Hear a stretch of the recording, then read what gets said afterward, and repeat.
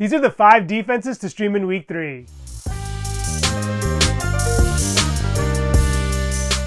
Number 1 on the list is the Chicago Bears. Once again, it seems like the Bears defense will be the heart and soul of this team. Through 2 weeks, they have 6 sacks, 4 takeaways, a block punt, and 2 touchdowns. And I think this week, with a good matchup against Indianapolis, they should have a nice chance to add to those totals. Anthony Richardson has looked a bit shaky to start the year. He already has 4 interceptions, 2 fumbles, and is completing less than 50% of his passes. And while he is always a threat in the running game, I think he has a lot of room to grow in the passing game and should continue to make some mistakes, which feeds right into Chicago's strengths. They arguably have the best secondary in the NFL behind Jalen Johnson and Kyler Gordon. The Colts got gashed on the ground last week, giving up 261 yards to the Packers, and I'm expecting the Bears to take note and to create a run-centric game plan to take pressure off Caleb Williams, who still seems a bit raw. Not only is the Bears secondary stout, they also have a great linebacking core, and their defensive line has been able to create pressure. And Montez Sweat hasn't even gotten a sack yet.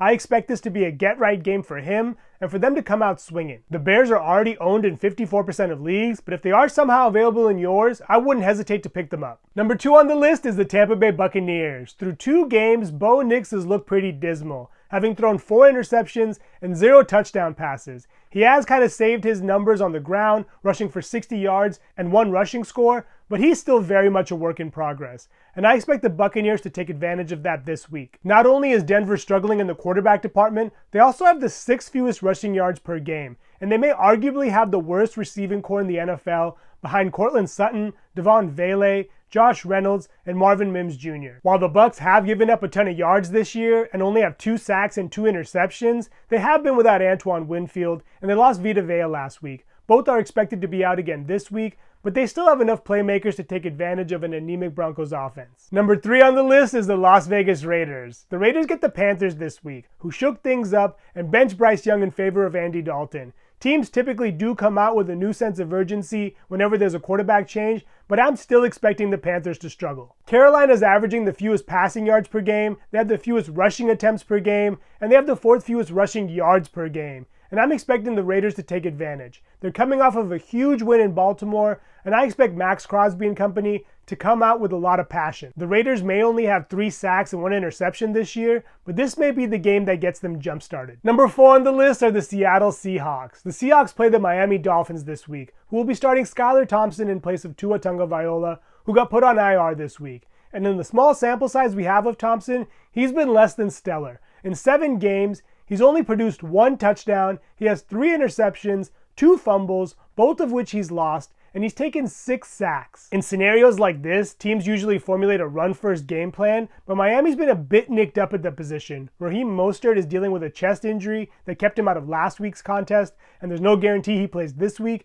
and even Devon Achane has been a bit injured. He hurt his ankle, but he was able to play last week and handle a full workload, but he's still liable to get re-injured. Even though the Seahawks are a bit banged up, particularly at linebacker, I'm expecting them to have a bounce-back performance from last week, when they gave up 177 yards on the ground to the Patriots and 109 yards to Hunter Henry. Of course, this team still has Tyreek Hill and Jalen Waddle, so that's something to consider as well. Thompson may just throw up a Hail Mary and get lucky, but even if that happens, I'm still banking on him making some mistakes. Number 5 on the list is the Green Bay Packers. The Packers get the Titans this week in what could be a revenge game for Malik Willis if he ends up starting. Will Levis has struggled this year, producing 2 touchdowns versus 5 turnovers, and 2 of those takeaways have been bizarre and have cost his team the game. The Titans could easily be 2-0 were it not for some very questionable decision-making by Levis. Levis is tied for 3rd in the league with 7 taken sacks, and I don't see that changing this week. The Packers are leading the league in rushing yards with 424,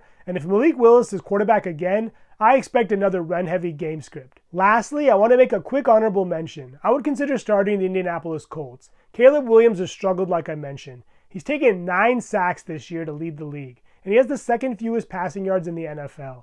And I think it's pretty clear that he's going to be going through some growing pains for a while. While the Colts may not have a stout unit and are missing DeForest Buckner, I think it's reasonable to expect them to take advantage of a Chicago Bears offensive line that has just not been able to protect up until now. Those are 5 defenses to consider streaming for Week 3. Thank you so much for watching. Please subscribe and let me know which defenses you think we should stream in the comments below.